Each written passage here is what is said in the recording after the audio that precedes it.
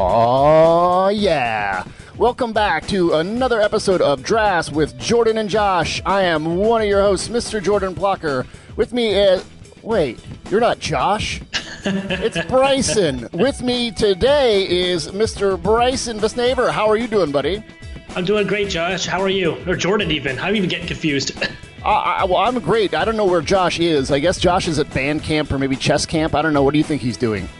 I think chess camp. That sounds about like him. I think that's probably where he is. Yeah, I think Josh is at chess camp. So anyways, Josh is at chess camp this week, you guys. So I brought my brother from my Canadian mother on. We're going to discuss some poutine and some football. And Bryson he likes to, or at least for the last probably 2 years, he's kind of been our Big 12 specialist. So maybe we'll talk to him about some of those prospects at the end.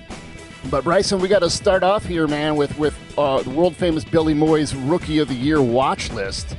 I know you're like Josh and I, and you like to keep track of the rookies all year. Those are basically the players I care about the most in the NFL, just being honest.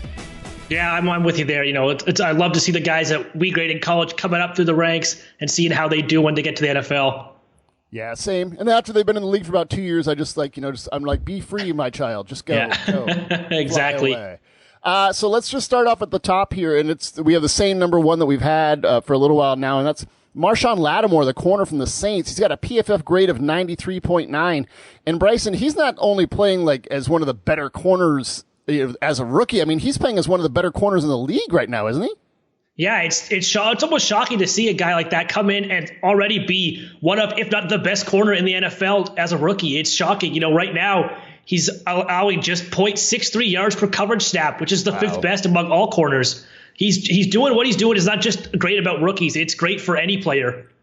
Yeah, it's really impressive. And they've had a really good class there, as we'll continue to talk about. So holding strong there at number 2 right now, we have Kareem Hunt with the Chiefs. PFF graded 90.5. I mean, he owned September, kind of cooled down a little bit, but he's still really, really productive, isn't he, Bryson? Yeah, he is. He's got a 96.2 elusive rating. That's second among all running backs. Wow. He's forced 56 missed tackles, which the second most in the NFL is 35. So he's forcing missed tackles at a ridiculous rate, and you're right, he's cooled down a little bit, but he's still one of, if not the best running back in the NFL, period, let alone for rookies. Yeah, I remember when we came out, we'd always talked about his balance and how he could break tackles because he had that great balance. And man, that's really showing to carry over. Oh, definitely. Number 3 on the list, still holding strong this week, is Tre'Davious White, the corner from the Bills. He's got a PFF grade of 88.1. One of my theories, Bryson, is that, when in doubt, maybe just draft the corner from LSU. It just seems to work out, and it seems to be working out right now for the Bills with Tre'Davious White. Yeah, exactly. It was sort of shocking at the start of the year when they traded Ronald Darby. Everyone sort of thought, what are they going to do? But White's jumped in there. He's allowed one catch every 13.5 coverage snaps. That's the second best among rookies behind Lattimore. He's been great all year, consistent. He's broken up 10 passes this year, which is the league leading number. So he's just been great for them. Yeah, and then going back to that terrific New Orleans Saints draft class, they said that the Saints front office said that they got their first 4 players they drafted, they had first-round grades on. And then Alvin Kamara was one of them. So they had a first-round grade on him, and they've got first-round value and production out of him already, which is amazing for that draft class. Alvin Kamara right now for the Saints is a PFF grade of 84.0, and he's just been like silky smooth when I've seen him out there, Bryson, just making people miss. Oh, yeah, absolutely. He just forces missed tackles like no other, almost, it seems. He's third with an elusive rating of 81.1. He's got the 4th highest grade among running backs. And the thing about Kamara is that he doesn't have to come off the field. He can catch passes just as well as he can run. He's averaging 2.36 yards per pass route run, which is third among all running backs. So he's just sort of a guy that does it all. It's just, when we're doing analysis, like sometimes your eye will catch a, sort of flash, and you catch this, a player making a play here and there. And, my eyes, every time I see him, he just seems to be moving differently than everybody else. Does that make sense? Like he's just, I don't know. I mean, the way that he just sort of like winds through people, it's really impressive to watch. It is. I agree. It's just sort of at another level right now. And I'm really excited to sort of watch what he does the rest of the year and then next year and sort of after that, because he's been so good so far. Yeah, it's not like I'm saying he's like faster than everybody else. It just seems to be smoother than everybody else, more like anticipatory than everybody else. It's just, it's like I said, it's been fun to watch.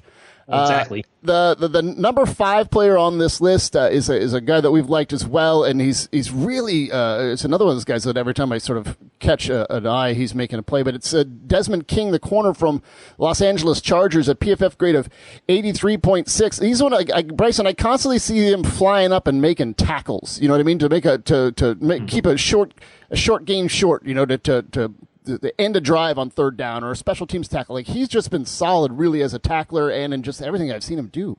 Well, that's what I think. Sort of, he doesn't have the flashy coverage numbers that White or Lattimore has to that extent, but he does not miss tackles. He has not missed a tackle yet in coverage. He keeps everything in front of him. He works his way up and makes a tackle. He has 13 coverage stops this year, which is the third most among corners. So he's a safe corner that doesn't get beat deep, and he'll make the tackle. Doesn't miss anything. Yeah, all right. So that's the top 5 on Billy Moy's Rookie of the Year watch listed that you can find on ProFootballFocus.com. It actually goes to all the way to number 10. I just want to sort of touch briefly there on the way out here, Bryson, about number 8 there. Christian McCaffrey is now climbed up in here, and he had a really impressive game, I thought, in basically in 3 phases from what I saw this past week. I mean, I saw him, catching him. He had a great touchdown catch. I think he had a great touchdown run, and then I saw him make some nice blocks for people to score. So I was really impressed by him. And what's he been doing as of late? Yeah, I think that was a little weird because he was obviously very highly regarded, and then he sort of didn't start out too hot, and everyone sort of was like, oh, is he bust? Is he not going to make it? But he's been great all year. He's been even better recently. Right now he's got 57 catches, which is the most among running backs. Has only dropped 1 pass. So, we always knew he'd be an elite runner or elite receiver, but he's been good running the ball too. You mentioned that touchdown last week. The move he made to get in the end zone was ridiculous. Stopped on a dime and cut in. So he's always got that ability to force you to miss. And so I think now that they're sort of figuring out how to use it better, and he's going to have a great rest of the season. Yeah, he's been really fun to watch. So, all right, you guys, that'll catch you up to date with our rookies and how they're performing. And now we will head towards the college players. All right, Bryson, I don't know if anybody told you, but this is supposed to be the year of the quarterback. And, while some of them haven't necessarily performed up to the way people thought they were going to, I still think there's a bunch of good quarterbacks out there and a bunch of quarterbacks that are going to be able to contribute to NFL teams. Maybe some of the legends that were being told over the summer aren't exactly true, but we kind of told people they weren't. But anyways, I still think there's a lot of good quarterback play out there right now. And, we've been keeping track of all of them, all the top quarterback prospects this year at ProFootballFocus.com. And we have the list here, and we'll start at the top, and this guy's been at the top of our list the whole year, basically. And that's Baker Mayfield from Oklahoma, 96.4 overall grade. Bryson, he basically is at the top of the list of almost every single statistical category that we are tracking here, and he kind of has been all year. What are you seeing of Baker as of late? Yeah, so, I think, I've been a Baker Mayfield fan for 3 years now since I started watching him at Oklahoma. But, it's you're right. Everyone was talking about the year of the quarterback, and we've seen some struggles. But Mayfield has sort of been the guy who stood above it all because he's been so accurate with a new cast of receivers and running backs. He's the most accurate quarterback in college. 83% of his passes are on target. He's good deep, he's good short, he's good everywhere. And you watch last game against TCU, that defense is no joke. Everyone talks about Big 12 defenses, but TCU's defense has always been a good defense, and this year was no exception. And he shredded them. He was making tough passes. His touchdown pass to Calcaterra, that tight end sort of seam route, was unbelievable. Oh, yeah, over the coverage, right top there. So he's been the best quarterback in college right now by far, and it's sort of exciting to watch a guy that was sort of on the outskirts of the draft prospects last year. It is now being talked about as potentially of the first quarterback picked in the draft. All right, moving on to number 2, we have Will Grier from West Virginia with a 92.0 overall grade. He's a guy who really sort of has moved up this ranking this year. Again, he didn't start the year having the second overall quarterback grade out of this list, but he's really sort of stood out at the intermediate level so far this year with his QB rating at the intermediate level is 140.1, which ranks first out of this group of quarterbacks, which is very impressive. So that sort of stands out to me. And also, Bryson, I got to tell you, this guy has a great head of hair. So I do like the lettuce sticking out of the back of the helmet there. But I know that you've seen him play a bit more than I have, and so what's the deal with Will Grier? Yeah, so Will Grier's a guy that, he's getting a little more momentum now, but he's just got a cannon of an arm, and he loves to use it. He throws deep like nobody else in college. I think he's right around 25% of his passes are over 20 yards downfield, which is the most in the country. And he's a guy that doesn't like to check down, doesn't like to look anywhere else but deep. I know last week one of the plays that I most sticks out, and I think everyone who watched West Virginia will tell you, is it was towards the end of the half, in field goal range with 10 seconds left. He gets a snap. Instead of just downing it or when no one's open, throw it away, he's running around the pocket, time runs out, throws it deep for 30 yards, gets a touchdown. But he refuses to check down. He just loves that deep throw. So, it's fun to watch. He's got some things to work on. His short game isn't great. He overthrows guys sort of on the screens a little bit, but you got to love that deep throw in his big arm. And I believe he has another year of eligibility left, and I think the word is that he's going to be staying. So we should another fun year of watching him chuck it deeper there at West Virginia for us next year. Oh, definitely. Yeah. All right. Number 3 here is a guy that Bryson's very familiar with. Like I said, Bryson's sort of been our Big 12 analyst for a couple years now. That's Mason Rudolph, Oklahoma State, with a 91.2 overall grade. He's another guy that likes to push the ball deep. Right now, his QB rating of 121.1. Throwing the ball deep ranks 3rd amongst this group of quarterbacks that we are tracking. I know he had a really good game against Iowa State, so that's nothing new for him. What'd you see from Mason Rudolph? Yeah, so that was an interesting game, too, because his receiver, James Washington, the best deep receiver maybe in the country, was injured and really didn't do anything that game. So what he did last game was all with his other guys, which was very impressive to me because, I've always wanted to see how does he do without Washington just running deep and catching his balls. And he did really well. He was throwing it deep. I think he was 5 for 6 on deep throws, 127 yards, 2 touchdowns. Looked good over the middle, too. He throws one of the best out routes I've ever seen for the opposite hash. He's got that anticipation down pat. Throws a bullet out there. So, he's a guy that this year has been not quite maybe what people thought it would be, but he's still the third highest graded quarterback in college. He's been very good this year. All of us quarterback evaluators, we always have a soft spot for the deep out. Oh, yeah. That always gets us going. Like, did you see the deep out? Yeah. Oh, it's a beautiful pass.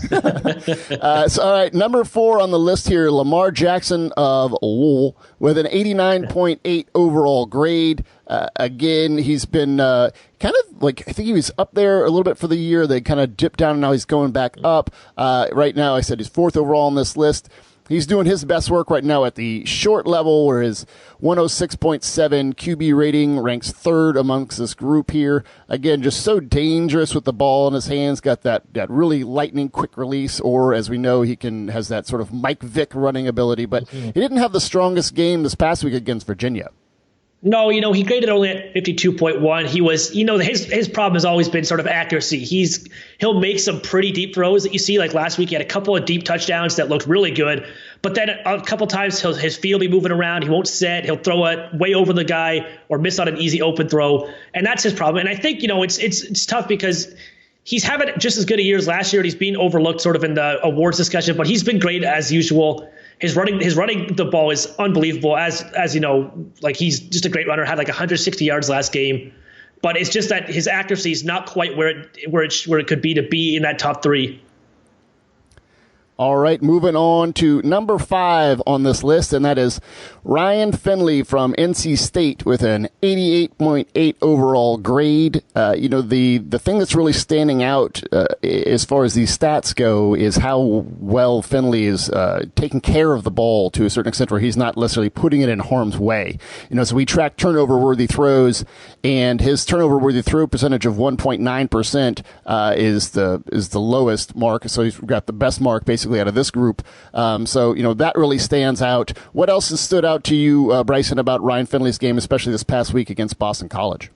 And the one thing is that you're right. He's such a safe thrower, and part of that is that he's not the greatest downfield thrower that there is. So he sort of doesn't throw it that often. I mean, last week I think he was 1 for 7 for 24 yards on 20 plus yards in the air throws. So not great. And I think teams are sort of realizing that and making him throw deep.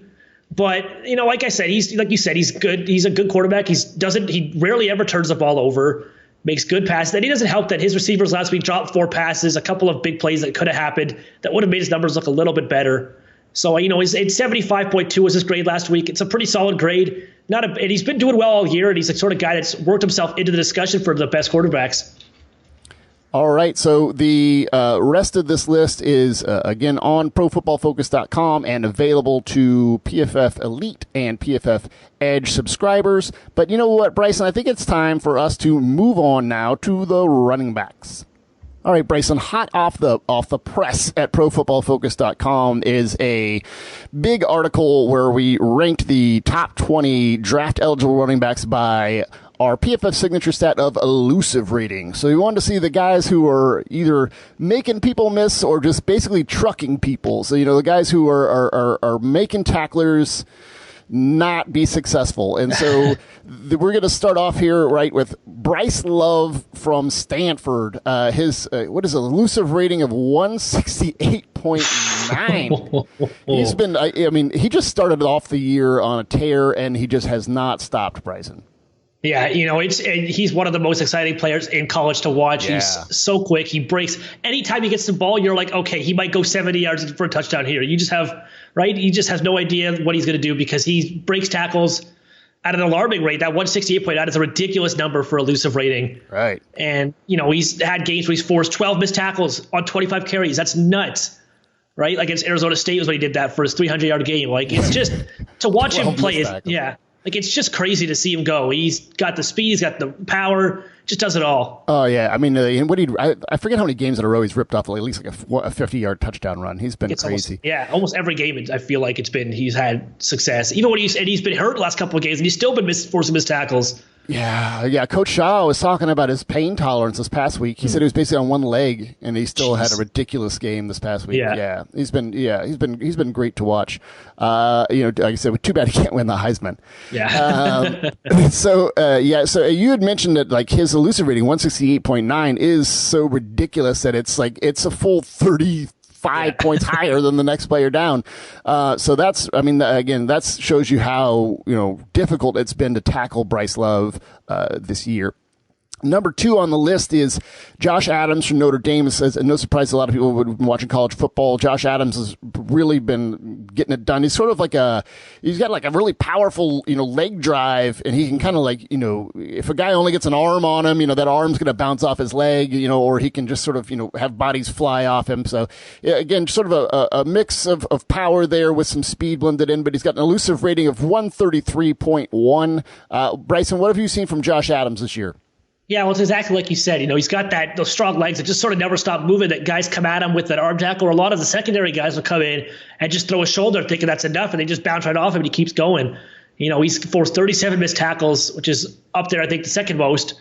And he's just, it's just fun to watch him play. He's got that speed, he's got the power. I think in game against Miami of Ohio, he had 8 carries, but forced 7 missed tackles on those carries. Like basically every time he got the ball, he's forcing someone to miss. He's averaging 5.9 yards after contact per carry this year, which is ridiculous. Because that's just what you see. His legs, he doesn't stop moving. He gets wrapped up and he keeps pulling, he keeps driving, and gets 6 more yards just on that alone. It's nuts. That's an insane number, 5.9 yards after contact per attempt. That's crazy. That means that he gets hit at the line of scrimmage. He's getting to you 2nd and 4. The offensive line shouldn't even block. They should just sit down and do their taxes or something. Exactly, and he'll just still get you a first down every 2 runs. And not that student athletes would have taxes to do, I guess I shouldn't say that. All right, so moving on to number 3 on the list here, we have Damien Harris from Alabama, and there's another talented running back from Alabama. Again, elusive rating of 113.3. Like Adams, again, sort of a blend of speed and power, but I think has a bit more juice, a bit more speed than Adams does. But again, really getting it done. And part of a deep roster. So it's not like he's getting the lion's share of the touches there. They've been giving the ball to a couple backs, but he's really been making people miss. Yeah, well, like you said, it's so deep back there. They got Scarborough as well. Jalen Hurts himself runs it a bunch, and even then they're up by 50 at half. He doesn't play the second half, so he only has 104 carries all year. But that 113 is a pretty good number. He's like every running back in Alabama. He's got speed. He's got power. He runs through guys. He gets around them, forces missed tackles like nobody else. And he's like we said, that 5.9 number for Adams is crazy. Harris is averaging 5.4 yards after contact per carry, so he's not far off from that either. So like we said, Drake, another Alabama running back, but they seem to get these guys that just produce for them. Yeah, it's just crazy. Yeah, it's. there's like a never-ending pool of talent there, and it's the same way like when I have to evaluate like defensive players every year. It's like there's always at least one or two Alabama front seven players. There's always one Alabama corner. There's usually an Alabama safety, and it's like, man, they're just always talented players. I think the funniest thing about that is I always find that it's always the next guy's the best guy for Alabama. Right. Every year it's like, well, wait till this guy's starting, he'll be good, and then Harris is starting, like, well, now this guy's going to be good. Every year it's right. They never get the love even because there's always a guy behind them that everyone's like, well, watch for him. He'll be good. But Harris has been phenomenal this year. That place is a factory.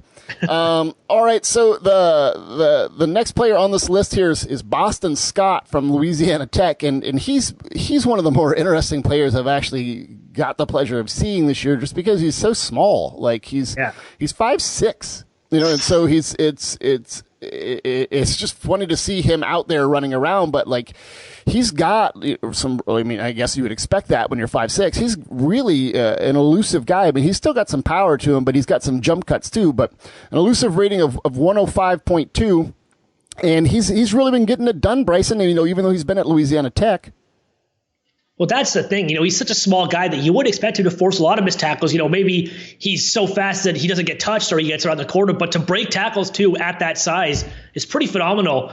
He's got, I think it's 37 this year he's broken, which is nuts at a 5'6". Like you said, he's got those jump cuts. Everyone sort of expects it when a guy that small and quick has it, but he does have some power when you watch him run. He runs hard. He fights through contact.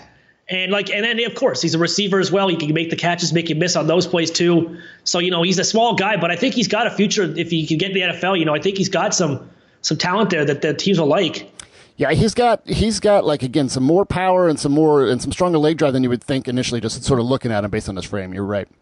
All right, the next player on the list here, number 5. Rashaad Penny of San Diego State. He's been must-see TV for people if you've gotten the pleasure to watch him. I'm on the West Coast here, so I'm always up late Saturday nights, and so I get to see a lot of these guys. So I've gotten to see a lot of his games over the years. Phenomenal kick returner, just has that long speed to break runs. Right now his elusive rating is 97.5. And he's a lot of fun to watch, Bryson. Oh, definitely. Right now he's forced 60 missed tackles, which is the second most in the NCAA behind Bryce Love there. He's just been, it's fun to watch that offense because it's an old school offense. They run power, they run the ball heavily, but he's just such a good back for that system. He just runs hard, makes you miss. I remember I was doing a game recently and I watched him, guy got his jersey and was dragged 10 yards behind him. He just kept going. He just kept running. His legs are so powerful. He just keeps going. And then, he adds that kick return ability that he's got, which I think he's got one touchdown for 3 straight years now. Yeah, it's been pretty phenomenal to watch him play. Yeah, he's definitely a serious breakout candidate. Like every time he has the ball, he's breaking some really long runs, long kick returns. Yeah, he's must see TV if you guys can stay up late enough to watch Rashaad Penny.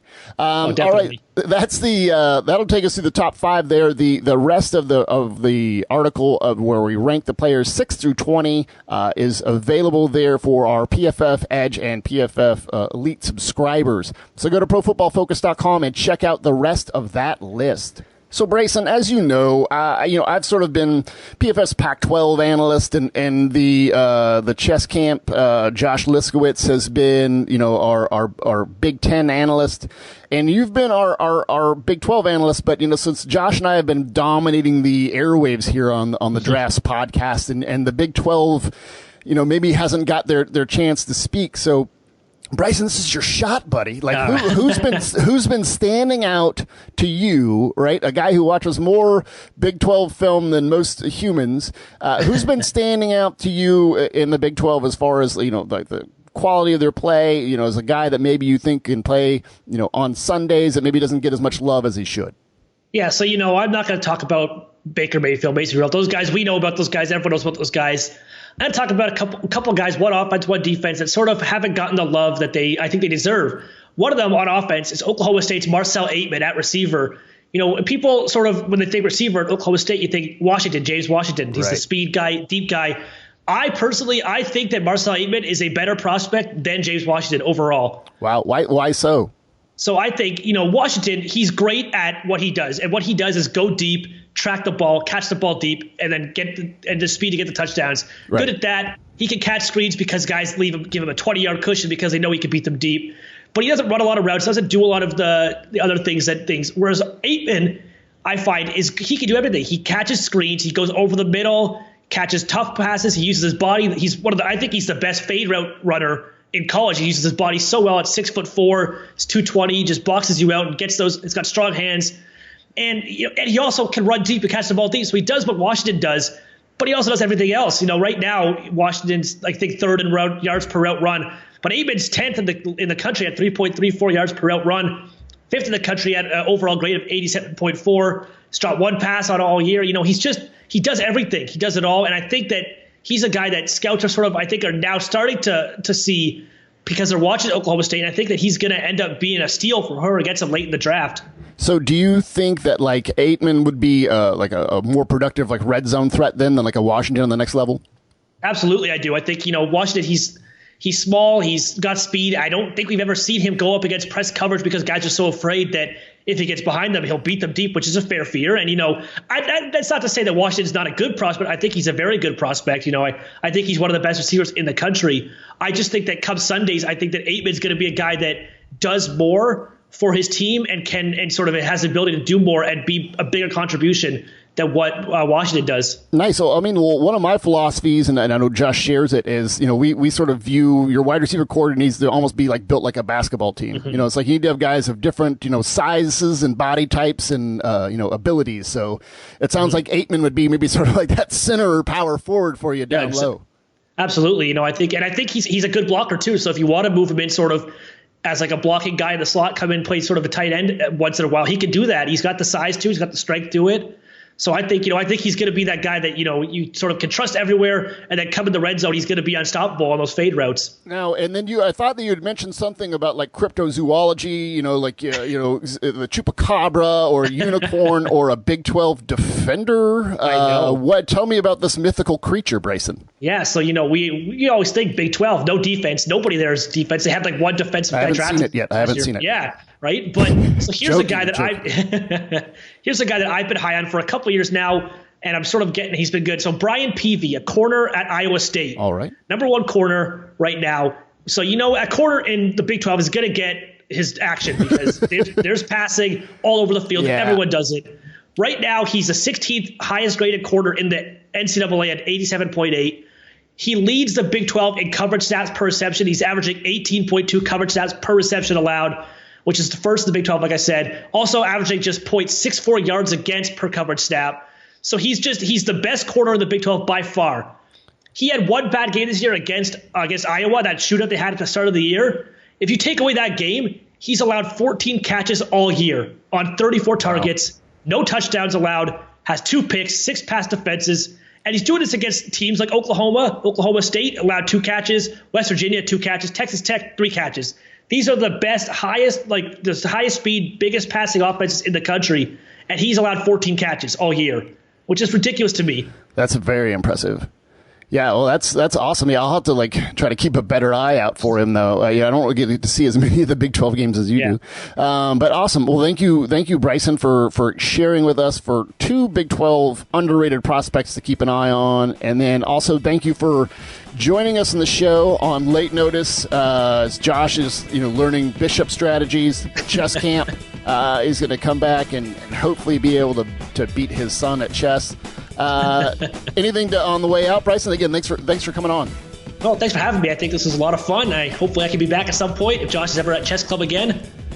Oh yeah, he probably will be. But we love your Big 12 eyes, so we'll definitely have you back on here as we get closer to the draft. Awesome. Well, thanks again for having me. It was a lot of fun. All right. Talk to you later, everybody. We'll see you next week.